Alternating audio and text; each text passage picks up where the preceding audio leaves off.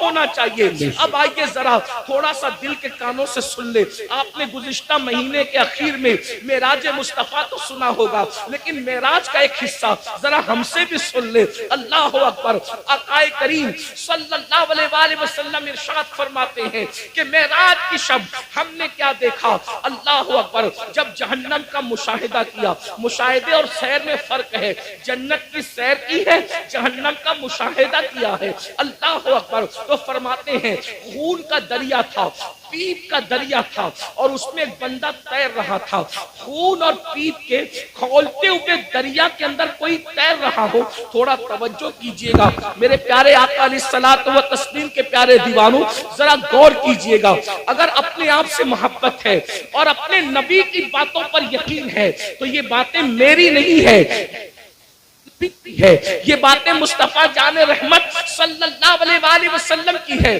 ذرا غور کرو، ماں اور بہنوں کی بھی توجہ چاہتا ہوں، یاد رکھنا کسی کی بھی بات میں شک کرو گے تو کوئی نقصان نہیں ہوگا، لیکن اپنے نبی کی بات میں شک کرو گے تو ایمان بھی ہاتھ سے جا سکتا ہے۔ یہ تمہارے اور میرے نبی نے فرمایا، شب معراج جہنم کا مشاہدہ ہو رہا ہے، خون کا دریا ہے، پیپ کا دریا ہے، اور وہ کھولتا کھولتا خون ہے، کھولتا کھولتا پیپ ہے، اس میں ایک بندہ ڈبکیاں لے رہا ہے، ایک بندہ تیر رہا ہے۔ جیسے ہی وہ منہ باہر نکالتا ہے، جیسے ہی وہ سر باہر نکالتا ہے، اس کے منہ میں پتھر ڈالے جاتے ہیں، جہنم کی آگ کے بنے ہوئے پتھر اس کے منہ میں ڈالے جاتے ہیں، اور اس کا منہ پھر اسی دریا میں ڈوب جاتا ہے۔ اس پر یہ عذاب ہو رہا تھا، رحمت للعالمین سے دیکھا نہ گیا، حضور تڑپ گئے، حضور بے چین ہو گئے، حضور بے قرار ہو گئے، اور پوچھنے لگے جبریل یہ کون لوگ ہیں کہ خون اور پیپ کے دریا میں ڈبکیاں لیتے ہیں، اور جب منہ باہر نکالتے ہیں تو پتھر، وہ بھی جہنم کی آگ کے پتھر، ان کے منہ میں ڈال کر ان کو ڈبا دیا جاتا ہے۔ یہ دردناک عذاب کیوں ہو رہا ہے؟ تو جبریل امین نے عرض کیا، یا رسول اللہ، یہ آپ کی امت کے وہ لوگ ہیں جو دنیا میں سود کھایا کرتے تھے، یہ سود کا کاروبار کیا کرتے تھے، یہ سود کا دھندا کیا کرتے تھے۔ میں آپ سے پوچھنا چاہتا ہوں، دنیا ہی سب کچھ ہے؟ بولو، اگر کسی سچے مسلمان کو یہ پتا چلے کہ سود کھانے کا انجام کیا ہے، وہ پیپ کا دریا، وہ خون کا دریا۔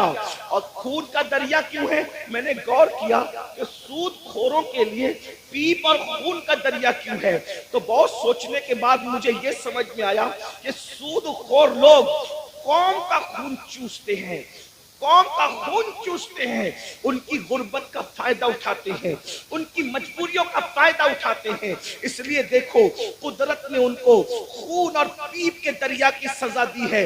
اب میں آپ سے پوچھنا چاہتا ہوں، اے سود کا دھندا کر کے، اے بیاج کا دھندا کر کے، اے انٹرسٹ کا دھندا کر کے مالدار بننے والوں، ذرا غور کیجئے، کتنا بھی مال کما لو گے، تھوڑا دھیان دینا میری بات پر، کتنا بھی بڑا محل ہو، تاج محل کی طرح بھی محل بنا لو، جب آخری میں ڈاکٹر کہے گا نا کہ یہ بہت بیمار ہے، اس کے بچنے کی امید نہیں ہے، تو آپ کے بچے، ہمارے بچے کیا کریں گے؟ آپ ہو یا ہم ہو، کوئی ہو، بولو بچے کیا کریں گے؟ اٹھا کے سیدھا ہاسپٹل میں داخل کر دیں گے۔ بتاؤ، جس مال کو اللہ کی نافرمانی کر کے کمایا تھا، کروڑوں روپے کا محل بنایا تھا حرام مال سے یا حلال سے بھی بنایا تھا، لیکن آخری سانسیں کہاں لے رہے ہو؟ آخری سانسیں کہاں لے رہے ہو؟ ہاسپٹل کی چار دیواری میں۔ یہی ہے نا تمہاری دنیا، جس دنیا کی خاطر اللہ کو ناراض کیا، جس دنیا کی خاطر خدا کو ناراض کیا، آخری اینڈ کیا ہے؟ آخری انجام کیا ہے؟ دنیا کے 80% لوگ ہاسپٹل میں آخری سانس لیتے ہیں، اور اکثر لوگ تو آئی سی یو میں آخری سانس لیتے ہیں۔ ہائے ہائے، قدرت کا امتحان تو دیکھو، قدرت کی سزا تو دیکھو۔ یاد رکھنا، بہت کم وہ خوش نصیب ہے جو اللہ اکبر سجدوں میں جاتے ہیں، خدا کے حرم میں جاتے ہیں، تلاوت کرتے کرتے جاتے ہیں۔ 80% لوگ दवाखानों की 4 दीवारियों में आखिरी सांस लेते हैं। अल्लाह अकबर। मैं उस पर कोई फतवा नहीं लगा रहा हूँ, मैं मुफ्ती भी नहीं हूँ, लेकिन इतना जरूर कहूंगा, जरा गौर तो करो, करोड़ों की बिल्डिंग पड़ी हुई है और आप किराए के दवाखाने के अंदर आखिरी सांस ले रहे हो। पलंग है, हाँ हाँ, कपड़ों पे गुरूर करके खुदा को भूलने वालों, ये खुदा का इम्तिहान देखो, अल्लाह की आजमाइश देखो, खुदा का इम्तिहान देखो। इन्ना ज़ाब रब्बिका लवाक़ि। अरे फिरौन जिस इम्तिहान से गुजरा, उस इम्तिहान से तुम भी गुजारे जाओगे। खुदा के गज़ब को चैलेंज करने वालों अपने कपड़ों पे इतराते थे, पहनाने वाले खुदा पे नाज नहीं था, कपड़ों पे घमंड था ना, कपड़ों पे गुरूर था ना। क्या होता है, 50,000 का मेरा ड्रेस है, 25,000 के अच्छे कपड़े पहनो, इस्लाम मना नहीं करता, लेकिन आखिरी में क्या है, सारे अच्छे कपड़े उतार के घर रख दिए गए और हॉस्पिटल के कपड़े तुम्हें पहनाए गए। ये मरने से पहले खुदा का इम्तिहान है। किस दुनिया से मुंह लगा रहे हो, किस दुनिया से दिल लगा रहे हो, किस दुनिया के चक्कर में अल्लाह को भूले हो, किस दुनिया के चक्कर में शरीयत को पीठ के पीछे डाले हो, किस दुनिया के चक्कर में दीन को पीठ के पीछे डाले हो। मुसलमानों, अगर तुम्हें ये इल्म हो जाए कि दुनिया की औकात क्या है, तो तुम कभी दुनिया को मुंह ना लगाओ, दुनिया से दिल ना लगाओ। अल्लाह के रसूल अलैहि सलाम ने एक मर्तबा दरिया के अंदर अपनी उंगली डुबोई और दरिया में उंगली डुबो करके बाहर निकाला और बाहर निकाल करके फरमाया, ये मेरी उंगली में जितना पानी आया वो दुनिया है और ये जो सारा पानी है वो आखिरत है। अब बताएं, कतरे को लेकर के समुंदर को छोड़ने वाले नादानों, दरअसल इल्म नहीं है। अगर हमें इल्म होता तो पता चलता, वल आखिरतु खैरुम व अबका, आखिरत बेहतर भी है, आखिरत बाकी रहने वाली भी है, दुनिया बाकी रहने वाली है ही नहीं। और दुनिया तो कहते उसे है जो अदना की भी तस्वीर है, जो अदना से भी गिरी हुई को दुनिया कहते हैं। अदना का मतलब समझते हैं ना, अदना का मतलब छोटा, और दुनिया, दुनिया और उससे भी गिरी हुई, जिसका नाम ही दुनिया हो, हकीर। लेकिन ये पता, हम समझते दुनिया कोई बड़ी चीज है, अरे नादान, दुनिया कहते ही हकीर को है। ऐसी हकीर कि उससे ज्यादा कोई हकीर ना हो, जैसे बेहतर, बेहतर, बेहतरीन, फजल, अफजल। दर्जात बढ़ते हैं ना, जब तफजील के साथ बात होती है तो फिर दर्जात बढ़ते हैं, ऐसे ही जब तस्गीर के साथ बात होती है तो फिर दर्जात घटते हैं ना। तो दुनिया तस्गीर है क्या, ये इतनी हकीर है कि इससे बढ़कर कोई हकीर नहीं, लेकिन हमारे पास ये भी इल्म नहीं है। दुनिया दुनिया भी कहते हैं और उस पर कुर्बान भी होते हैं, पता ही नहीं है कि हकीर पे कुर्बान नहीं हुआ जाता। अरे जब फकीर पे कुर्बान नहीं होते तो हकीर पे कैसे कुर्बान होते हैं? अगर कुर्बान होना है तो उस पर कुर्बान हो जाओ जिसने दुनिया भी पैदा किया, आखिरत भी पैदा किया। यजीद दुनिया पे कुर्बान हुआ, खत्म कर दिया गया, हुसैन दीन पे कुर्बान हुए, आज हुसैन पाक का जिक्र भी बाकी है, उनकी नस्ल भी बाकी है। नारे तकबीर, दुनिया की खातिर, या रसूल अल्लाह, दुनिया की खातिर, या रसूल अल्लाह, या अली, या अली जिंदाबाद। दुनिया की खातिर माशाअल्लाह, उसने दीन को पीठ के पीछे डाला, उसकी नस्ल भी मिटी, उसकी कब्र भी मिटी, उसका दरबार भी मिटा, उसका नाम भी मिटा। ये तो हम हुसैनियों का एहसान है कि बतौर मुजम्मत उसका नाम ले लेते हैं तो कहीं कहीं वो याद आ जाता है। अगर हम बतौर मुजम्मत जैसे शैतान का नाम आता है, औज़ु बिल्लाहि मिनश शैतानिर रजीम के तौर पे, अल्लाहु अकबर, अगर इस तरीके से उस लानती का नाम ना ले तो कभी लोग उसको याद नहीं करते। ये तो हुसैनियों का एहसान है कि मुजम्मत के एतबार से कहीं ना कहीं वो याद आता है। ये है दुनिया। अब उसी दुनिया में गर्क हो रहे हो, उसी दुनिया में डूब रहे हो। तो आका इरशाद फरमाते हैं, हम और आगे बढ़े, तवज्जो फरमाए। आप तवज्जो तो बहुत अच्छी कर रहे हैं माशाल्लाह, लेकिन मजीद गौर करें। आका फरमाते हैं हम और आगे बढ़े तो हमने क्या देखा, कुछ मर्द और औरतें हैं जिनकी चमड़ियां आग की कैंची से काटी जा रही है। बस मैं बात तवील नहीं करूंगा और खत्म भी कर दूंगा वक्त पे, क्योंकि हम 1 घंटा लेट चल रहे हैं और मुझे दूसरे प्रोग्राम की तरफ, रात के प्रोग्राम की तरफ जाना भी है। لیکن غور سے سن لیں، معراج کا یہ بھی حصہ ہے۔ فرمایا کیونکہ معراج میں حضور اللہ فرماتا ہے لِنُرِيَهُ مِنْ آیاتنا، ہم نے ان کو اس لیے سیر کرائی مسجد حرام سے مسجد اقصی تک تاکہ ہم ان کو اپنی نشانیاں دکھائیں۔ یہ نبی کا دیکھنا ہے، نبی کا دیکھنا ہے۔ جہنم میں لوگ بعد میں جائیں گے، نبی پہلے دیکھ رہے بے شک ہیں۔ جہنم میں لوگ بعد میں جائیں گے، نبی پاک پہلے دیکھ رہے ہیں۔ توجہ کریں، یہ نبی کا دیکھنا ہے، یہ نبی کے دیکھنے کی شان ہے۔ پھر بھی کچھ لوگ کہتے ہیں کہ نبی کو غیب کی خبر نہیں۔ میں نے کہا نادان، اگر یہ غیب نہیں ہے تو پھر غیب کسے کہتے ہیں؟ حضور دیکھ رہے ہیں۔ جہنم میں جانے سے پہلے جہنمیوں کو اللہ دکھا رہا ہے۔ فرماتے ہیں ہم نے دیکھا کہ جہنم کے اندر کچھ لوگوں کی چمڑیاں آگ کی کینچی سے کاٹی جا رہی، آگ کی کینچی سے، اور وہ چیخ پکار رہے ہیں اور ان کی چیخ سنی نہیں جاتی۔ کیسے سنی جا سکتی تھی؟ رحمت للعالمین ہے۔ حضور فرماتے ہیں جہنم کی آگ کی کینچیوں سے چمڑیاں کٹ رہی تھی۔ اس پہ ذرا دھیان دیں، دنیا کی آگ نہیں اور دنیا کی کینچیاں بھی نہیں، جہنم کی آگ، جہنم کی کینچی اور چمڑیاں کٹ رہی، وہ چلا رہے ہیں۔ میں نے پوچھا جبریل یہ کون لوگ ہیں؟ اس میں مرد اور عورتیں ایک ساتھ تھے، وہ ننگے تھے، مرد اور عورتیں ایک ساتھ تھے، ننگے تھے، ان کی چمڑیاں کٹ رہی تھی آپ کی کینچی سے اور چلا رہے تھے۔ پوچھا جبریل یہ کون ہے؟ جبریل امین نے کہا یا رسول اللہ صلی اللہ علیہ وآلہ وسلم، یہ آپ کی امت کے وہ لڑکے اور لڑکیاں ہیں، وہ مرد اور عورتیں ہیں جو سج دھج کر گھروں سے اس لیے نکلتے تھے، لڑکے اس لیے سج کے نکلتے تھے کہ ان کو لڑکیاں دکھیں، اور لڑکیاں اس لیے سج دھج کے نکلتی تھی کہ ان کو لڑکے دکھیں، اور ایک دوسرے کے فتنے میں بدکاری میں مبتلا ہو جائیں تو یہ ان کو آگ کی کینچی سے آج کاٹا جائے۔ دیکھیے سجنا سنورنا برا نہیں ہے، لیکن اس لیے سچ کے نکلنا کہ لوگ میری طرف گناہ کے حوالے سے مائل ہوں، بدکاری، ورنہ سچ کے نکلنا تو میرے نبی کی سنت ہے۔ بے شک ام المومنین سیدہ عائشہ صدیقہ فرماتی ہیں کہ جب حضور گھر سے نکلتے تھے اگر آئینہ میسر نہیں ہوتا تو حضور پانی میں اپنی شکل انور دیکھا کرتے تھے، تو میں کہتی تھی حضور آپ بھی؟ تو آقا فرماتے ہیں عائشہ اللہ حسن والا ہے اور وہ حسن کو پسند کرتا ہے، اگر کوئی بندہ گھر سے سج سنور کر زینت کے ساتھ نکلتا ہے تو جس کے پاس جاتا ہے اس کی بھی اور جو جاتا ہے اس کی بھی اللہ دونوں کی مغفرت فرما دیتا ہے۔ ہمارے یہاں تو نماز کے لیے بھی سج سنور کر مسجد جانے کا حکم ہے، لیکن افسوس اس بات پر ہے سجنے پر اسلام اعتراض نہیں کرتا، سنورنے پر اسلام اعتراض نہیں کرتا، زینت کرنے پر اسلام اعتراض نہیں کرتا۔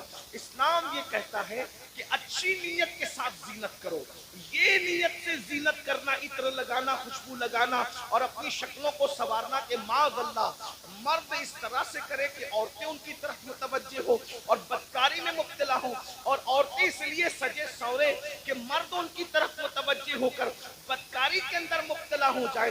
میرے آقا صلی اللہ علیہ وآلہ وسلم کی کنیزوں سے ایک بات کہنا چاہتا ہوں، سنورنا عورتوں کو ضرور ہے لیکن باہر نکلنے کے لیے نہیں بلکہ اپنے شوہر کے لیے۔ یہاں تک فرمایا گیا جو عورت اپنے شوہر کا دل خوش کرنے کے لیے بنتی اور سمرتی ہے، اللہ تبارک و تعالی ایسی عورت کو نفل نماز پڑھنے سے زیادہ ثواب عطا فرماتا ہے۔ سبحان اللہ۔ لیکن یہاں بازار میں جانے کے لیے نہیں سمرنا، ولیمے میں جانے کے لیے نہیں سمرنا، باہر نکلنے کے لیے نہیں سمرنا، عورت کو اگر سمرنا ہے تو شوہر کے لیے سمرنا ہے۔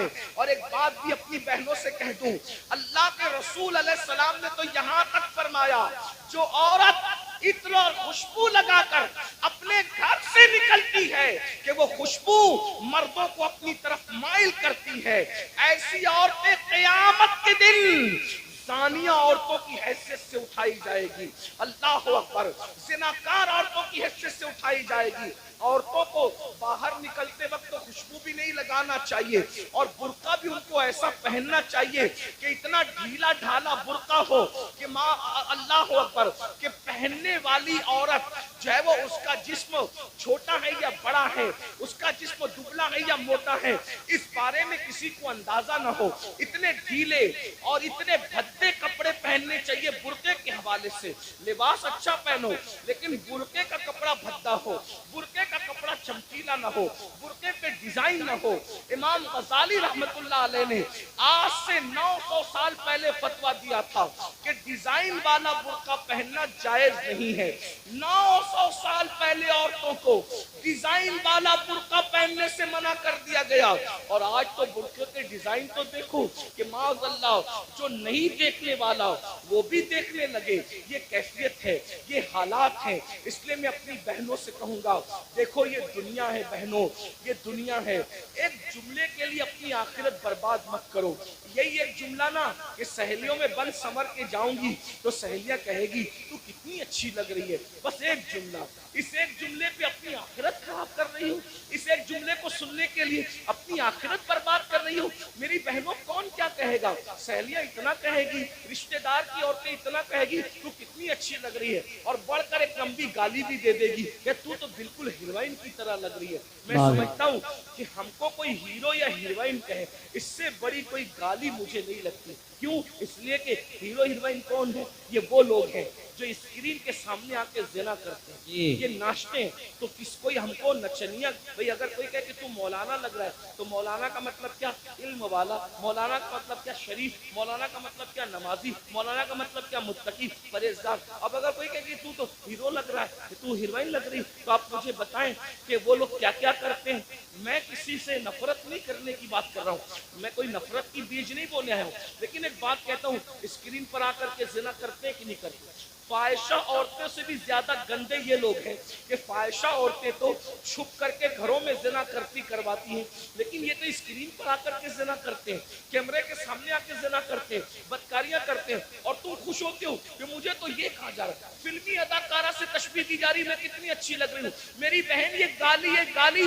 اور سن لو, ایک ایسا گندا جملہ سننے کے لیے تم اپنے نبی کو ناراض کر رہے ہو, تم اپنے خدا کو ناراض کر رہے ہو. اللہ اکبر. اس لیے میری گزارش ہے, یہ دنیا ہمیشہ نہیں رہنے والی, یہ دنیا نے ہمیشہ نہیں رہنا, دنیا نے ختم ہونا ہے. بلکہ دنیا جب ختم ہوگی ہماری زندگی تو دنیا ختم ہونے سے پہلے ہی ختم ہو جائے گی. اور بزرگوں نے فرمایا قیامت جب آئے گی ضرور آئے گی, لیکن اس کی قیامت تو اسی دن آ گئی.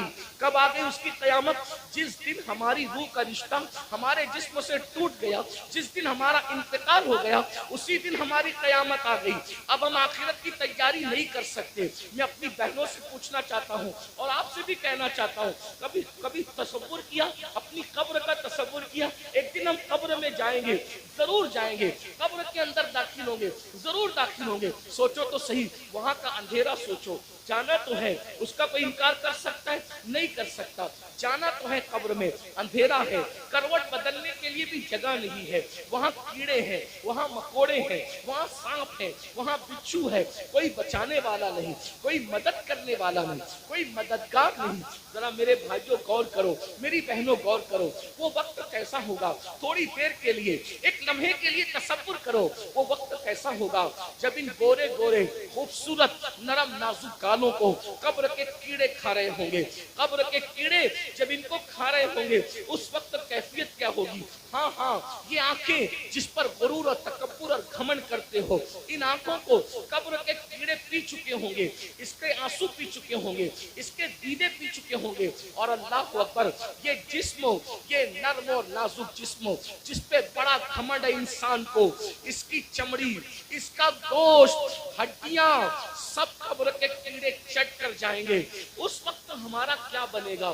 اس لیے میرے بھائیوں, میری بہنوں, اللہ سے ڈرو, ان سب چیزوں کی معلومات حاصل کرو کہ اللہ کا عذاب کیا ہے, اللہ کی عذاب کی شکلیں کیا ہے. اور آج میں تو یہ کہتا ہوں, قبر میں جو عذاب ہوگا وہ تو ہوگا, قبر میں جو سزا ملے گی وہ تو ملے گی, جہنم میں جو ملے گی وہ تو ملے گی, لیکن دنیا میں سزا اللہ دے رہا ہے.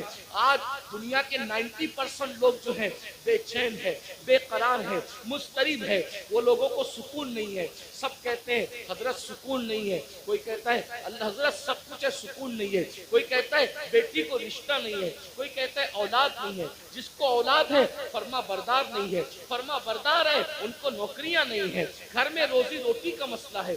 हर मुसलमान नहीं बल्कि हर इंसान किसी न किसी मसले में उलझा हुआ है। ये मसले क्या है? ये मसले नहीं है, ये मसले जो है अल्लाह के अजाब की एक शक्ल है। अल्लाह ने बतौर अजाब मुसल्लत किया है। बेटी को रिश्ता नहीं आता, ये अल्लाह के अजाब में से एक अजाब हो सकता है। याद रखना, रोजी के लिए दर दर भटक रहे हो, खुदा के अजाब में से एक अजाब हो सकता है। सोते हो नींद नहीं आती, नींद की गोलियां लेकर भी सोते हो फिर भी नींद नहीं आती, अल्लाह के अजाब में से एक अजाब की शक्ल हो सकती है। औलाद नाफरमान है, माँ बाप को गालियां दे रहे हैं, माँ बाप को घर से निकाल रहे हैं, माँ बाप को जलील कर रहे हैं, माँ बाप को रुस्वा कर रहे हैं। ये सब क्या है? अल्लाह के अजाब में से एक अजाब है। इसलिए अल्लाह की नाफरमानी करोगे तो यही होगा।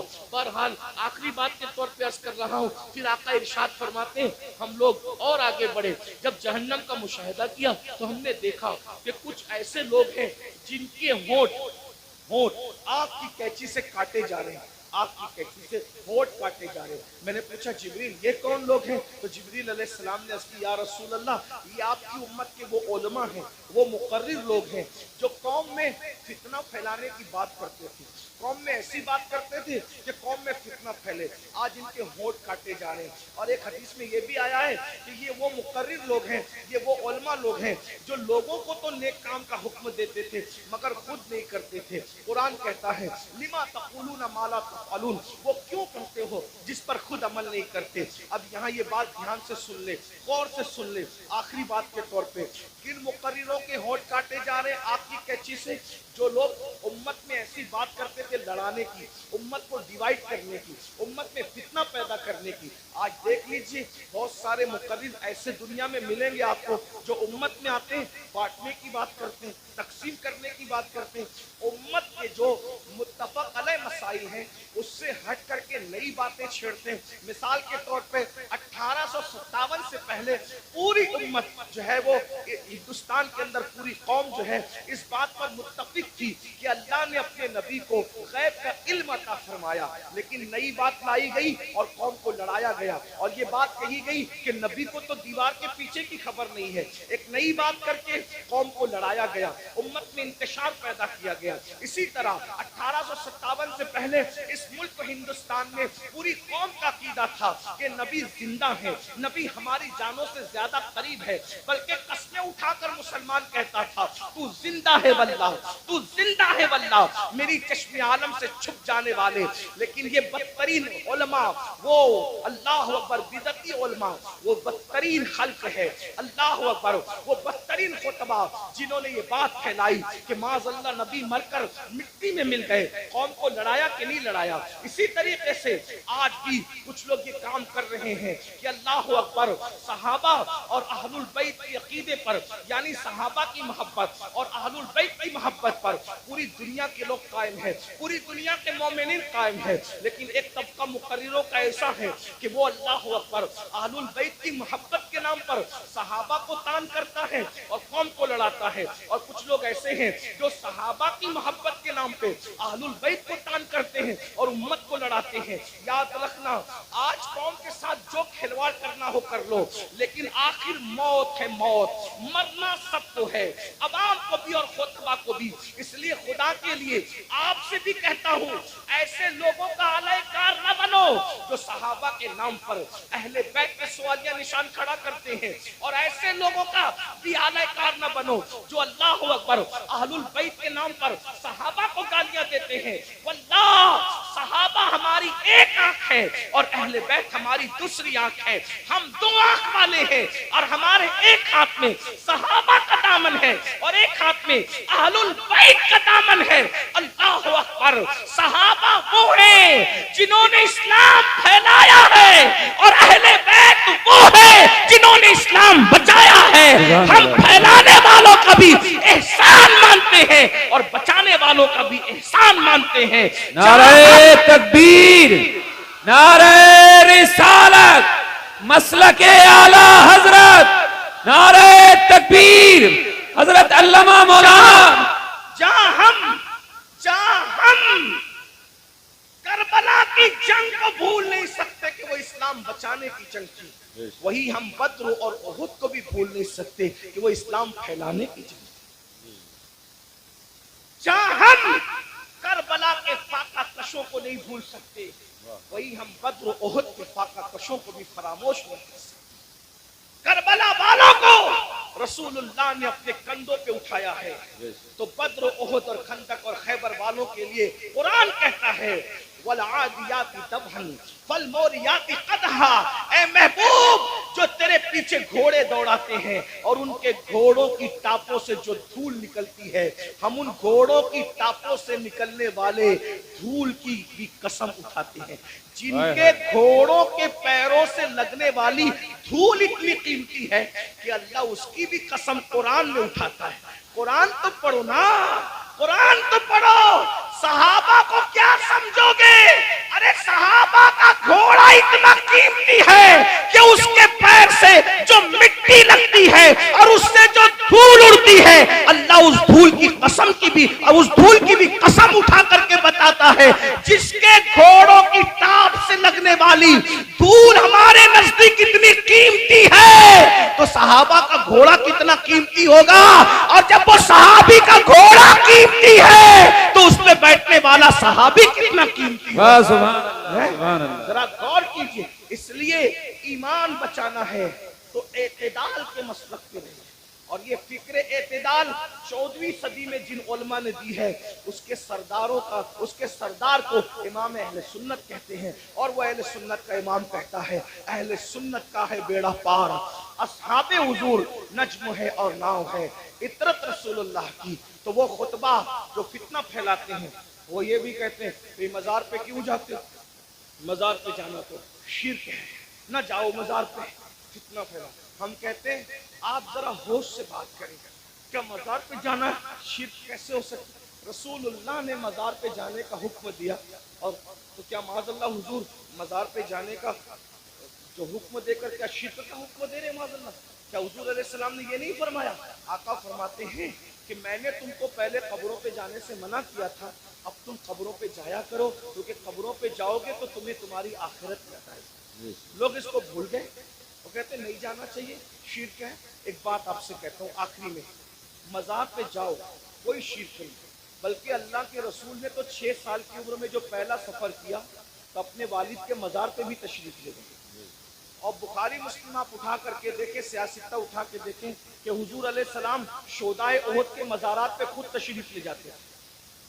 شہدائے احد کے مزارات پر اللہ کے رسول خود تشریف لے جاتے ہیں۔ سید الشہداء امیر حمزہ کے مزار پر سیدہ فاطمہ الزہرا خود تشریف لے جاتی ہیں۔ غور فرمائیں، آپ غور کیجیے، مزار پہ جانا شرک نہیں ہے، لیکن ایک بات آپ سے سنیوں سے کہنا ہے، میرے بھائیوں سے، مزار پہ ضرور جاؤ لیکن سنت کے مطابق جاؤ۔ آج ہماری سنی قوم اپنے مسلک کو خود بدنام کرتے ہیں، وہاں جا کر کچھ لوگ علم نہ ہونے کی وجہ سے سجدہ کرتے ہیں۔ ہمارے مذہب میں، اسلام میں، سجدہ کرنا اللہ کے سوا کسی کو جائز نہیں۔ آپ غلطی کرتے ہو، دیکھو اگر کوئی مسلمان شراب پیتا ہے تو کیا اس کا الزام اسلام پر آئے گا؟ بولو بھائی بتائیے، صحیح کہہ رہا ہوں غلط کہہ رہا ہوں؟ اگر مسلمان شراب پیے تو کیا اس کا الزام اسلام پر آئے گا؟ بولے نہیں آئے گا، کیونکہ اسلام نے شراب حرام کیا ہے۔ اب کوئی شراب پی رہا ہے تو یہ اس کی اپنی نادانی ہے، اسلام کا اس میں کوئی قصور نہیں ہے۔ تو اگر معاذ اللہ کوئی جاہل ان پڑھ قبر پہ جا کے سجدہ کر رہا ہے تو اہل سنت اس کی تائید کبھی نہیں کرتے۔ ہمارے امام سیدی اعلیٰ حضرت نے تو پوری کتاب لکھی، الزبدۃ الزکیہ، سجدے تعظیمی کی حرمت پر آپ نے پوری کتاب لکھی۔ تو غیر اللہ کو سجدہ تعظیمی حرام ہے، اور معاذ اللہ اگر عبادت کی نیت سے کرے تو شرک ہے۔ یہ ہم اہل سنت کا مسلک ہے۔ سجدہ کرنے کے بارے میں ہم سنیوں کو لوگ بدنام کرتے ہیں، جھوٹ بولتے ہیں، تجاؤل عارفانہ سے کام لیتے ہیں کہ ہم تائید کرتے ہیں۔ ہمارے کسی سنی ذمہ دار عالم نے کبھی قبر پر سجدہ کرنے کی اجازت نہیں دی، اس کی تائید نہیں کی۔ بھائی اگر ہم قبروں کو سجدہ کرتے تو پھر ہم مسجدیں کیوں بناتے؟ ہم اتنی محنت کر کے چندے کر کے مسجدیں کیوں بناتے؟ بھائی جو قبروں کو سجدہ کرے گا اس کی مسجد کیسے ہوگی؟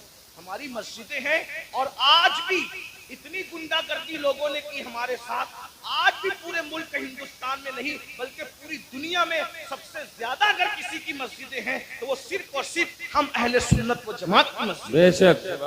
اتنی مسجدوں پر قبضہ کیا، ناجائز قبضہ کیا، چھینا، پھر بھی سب سے زیادہ مسجدیں ہماری ہیں. الحمدللہ دلی کی جامع مسجد کے بانی سے لے کر مراد آباد کی جامع مسجد کے بانی تک تاریخ اٹھا کر کے دیکھ لو، سب کے سب آپ کو اہل سنت ملے گا، کوئی اہل بدعت آپ کو نہیں ملے گا. الحمدللہ رب العالمین.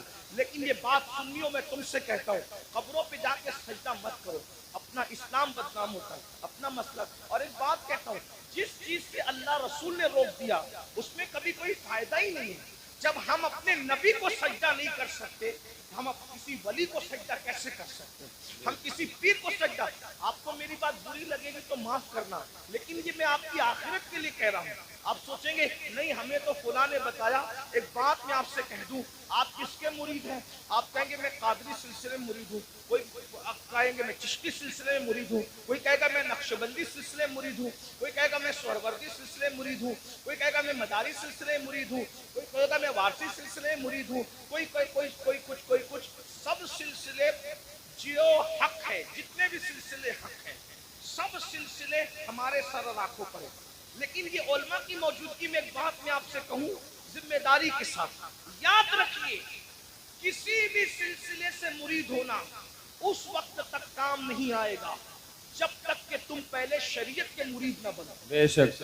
پہلے شریعت کے مرید بنو پھر قادری ہونا کام آئے گا. جی جی. پہلے شریعت کے مرید بنو پھر چشتی ہونا کام آئے گا. پہلے شریعت کے مرید بنو پھر نقشبندی ہونا کام آئے گا. پہلے شریعت کے مرید بنو پھر سہروردی ہونا کام آئے گا.